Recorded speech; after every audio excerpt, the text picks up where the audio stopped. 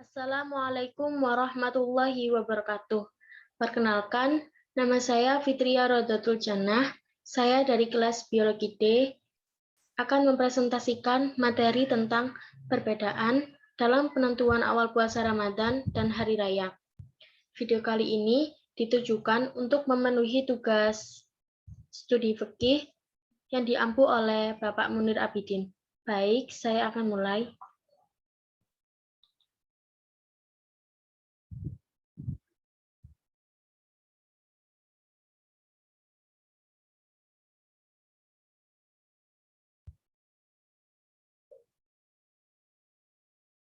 Perbedaan dalam penentuan awal puasa Ramadan dan hari raya.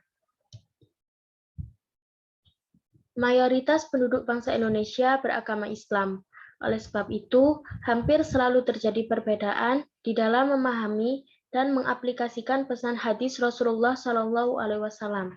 Salah satunya ketika menentukan awal bulan Qamariyah, utamanya bulan Ramadan, Syawal, dan Dzulhijjah. Setiap menjelang Ramadan, Syawal, dan Dzulhijjah, hampir dapat dipastikan umat Muslim menunggu dengan cemas dan bingung apakah pada ketiga hari besar tersebut akan dilaksanakan secara bersamaan atau tidak.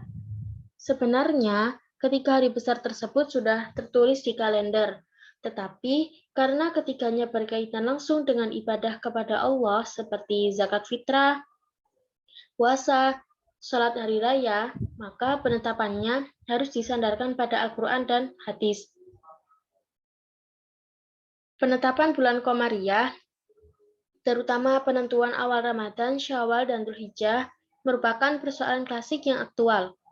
Disebut klasik karena persoalan ini sudah ada semenjak masa awal Islam dan mendapat perhatian dan pemikiran yang cukup serius dari pakar hukum Islam. Karena terkait dengan berbagai ibadah sehingga melahirkan pendapat yang bervariasi. Disebut aktual karena hampir pada setiap tahun, terutama menjelang bulan Ramadan, Syawal, dan Dzulhijjah, persoalan ini selalu muncul dan mengundang polemik, sehingga nyaris mengancam pilar kesatuan dan persatuan umat Islam. Pada pembahasan kali ini, saya membaginya menjadi 4 submateri. Submateri yang pertama adalah metode penetapan awal puasa Ramadan dan hari raya. Submateri yang kedua adalah faktor penyebab terjadinya perbedaan dalam penentuan awal Ramadan dan hari raya.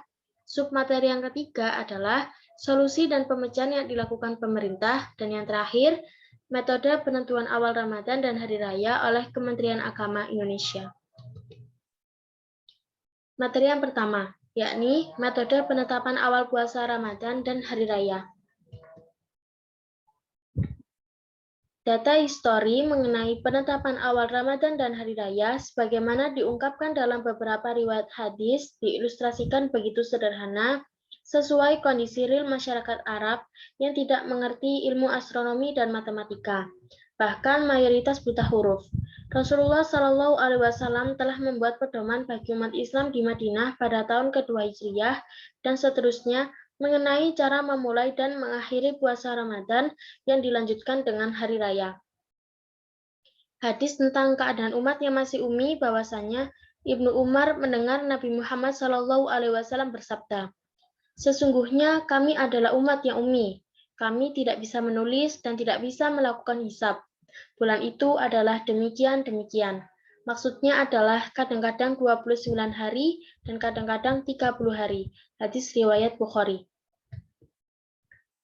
Terdapat dua metode yang digunakan dalam penetapan awal Ramadan dan hari raya.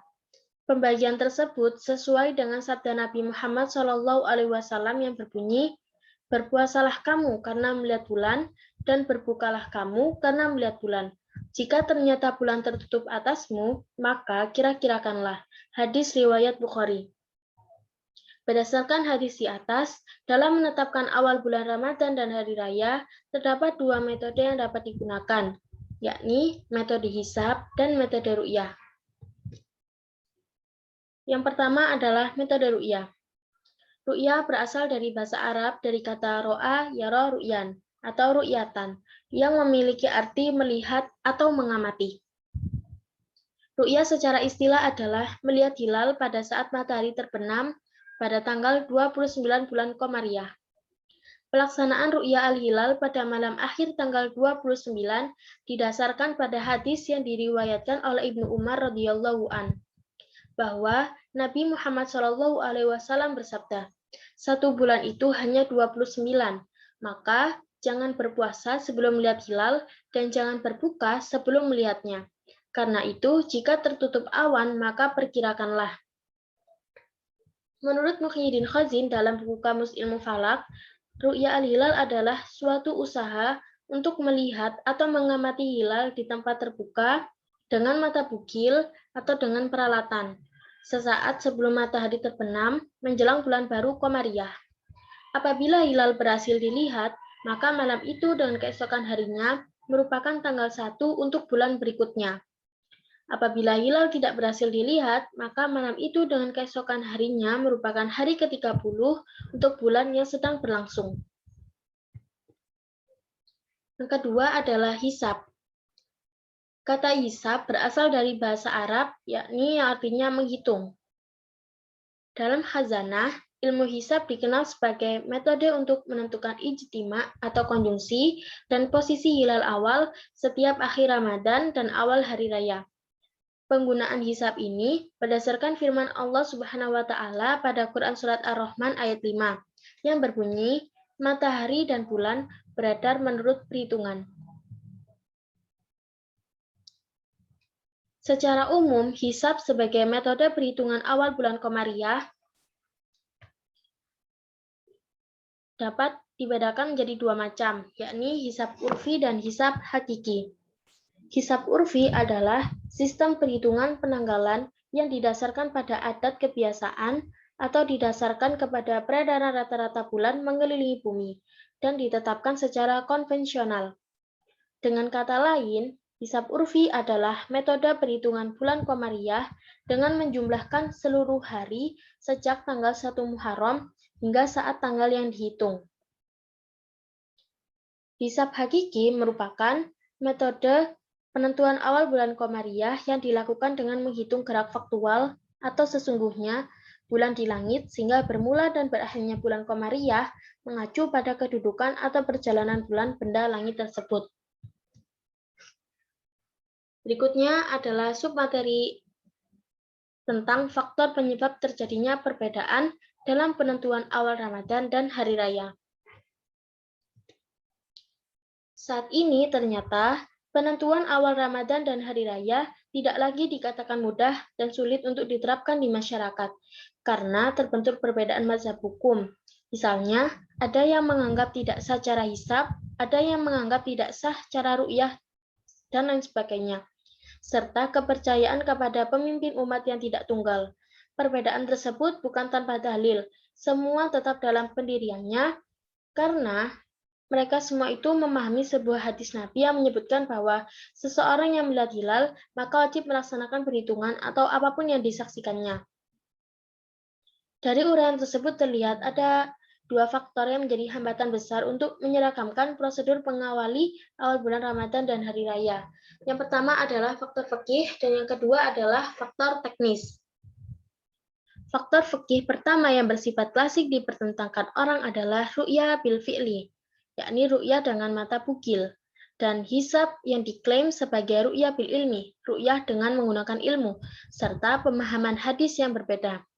Faktor kedua adalah masalah berlakunya ru'yah. Menurut Abdurrahman Al-Jaziri dalam kitab Fikih ala Al-Mazahib Al-Arba'ah, dari 4 mazhab fikih yang terkenal, 3 diantaranya yakni Imam Hanafi, Imam Maliki, dan Imam Hambali cenderung kepada ru'yah global. Pengikut Imam Syafi'i condong kepada ru'yah lokal yang hanya berlaku satu matlak, kurang lebih radius 24 parsoh. Berikutnya ada faktor teknis. Jadi faktor teknis ini adanya perbedaan bukan hanya di kalangan hisab atau ru'yah, tetapi perbedaan itu ada di kalangan hisab sendiri, ada di kalangan ru'yah, ahli ru'yah sendiri. Yang pertama adalah perbedaan di kalangan ahli hisab. Perbedaan ini bermuara pada dua hal. Pertama, karena bermacam-macamnya sistem dan referensi hisab. Yang kedua, karena perbedaan kriteria hasil hisab yang dijadikan pedoman. Kemudian perbedaan di kalangan ahli ru'yah. Ini ada perbedaan matlak, dan yang kedua ada mengenai ru'yah bil fi'li. Ru'yah menggunakan alat atau nadhorah.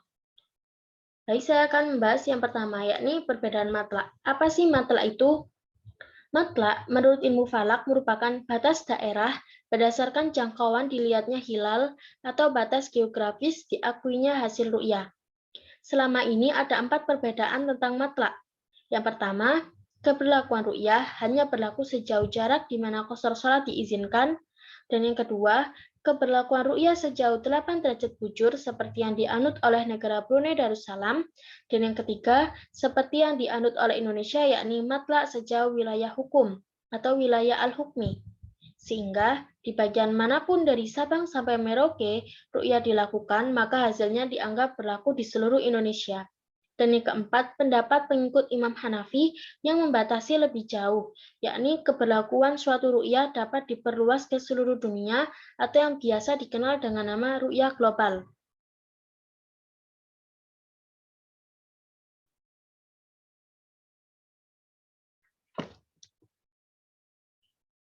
Submateri yang ketiga yakni solusi dan pemecahan yang dilakukan oleh pemerintah.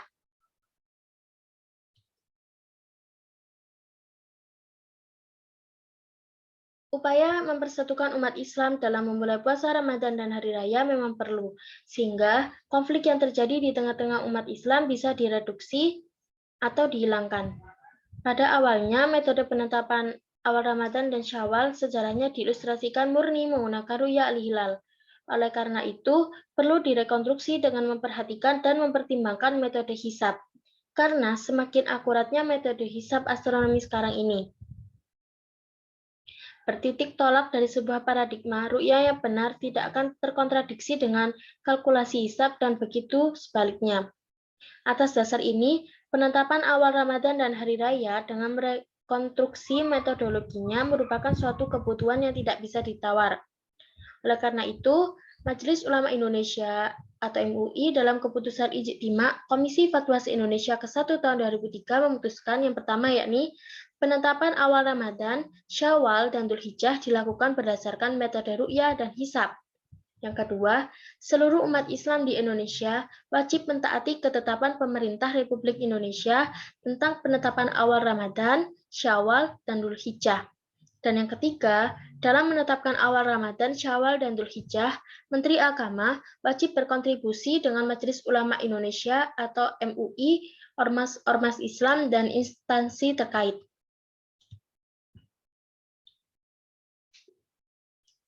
Submateri selanjutnya yakni metode penetapan awal Ramadan dan Hari Raya oleh Kementerian Agama. Kementerian Agama melalui Badan Hisab dan Ru'yah menggunakan metode Imkan al-Ru'yah yang digunakan untuk menerima dan menolak laporan kesaksian hilal. Keberlakuan hasil ru'yah yang dilakukan oleh Kementerian Agama berpedoman kepada metode matlak wilayah al-hukmi, yang bermakna bahwa keberhasilan ru'yah yang telah ditetapkan oleh Kementerian Agama di suatu daerah di Indonesia dapat diberlakukan kepada daerah-daerah lain yang ada di dalam negara Indonesia. Baik, terima kasih. Demikian presentasi dari saya. Kurang lebihnya saya mohon maaf. Apabila ada yang ditanyakan, bisa ditulis di kolom komentar atau di Google Classroom. Terima kasih, saya akhiri. Wassalamualaikum warahmatullahi wabarakatuh.